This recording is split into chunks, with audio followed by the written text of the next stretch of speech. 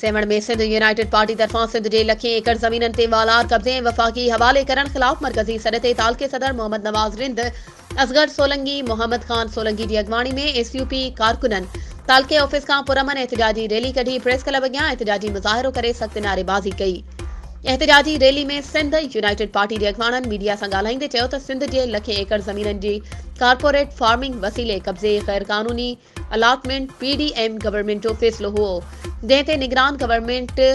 एप्लीमेंट करे रही आहे, जेको ग़ैर क़ानूनी अमल आहे। निगरान गवर्नमेंट वटि इहो अख़्तियार ई नाहे जो सिंध जी ज़मीन नीलाम करे।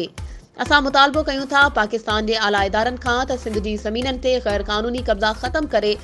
सिंध जी अवाम मां बेचैनी ख़त्म कई वञे। ॿी सूरत में निगरान गवर्नमेंट ख़िलाफ़ भरपूर एहतजाजी तहरीक हलाई वेंदी। वधीक ख़बरुनि ऐं अपडेट्स जे लाइ असांजे चैनल खे सब्सक्राइब कयो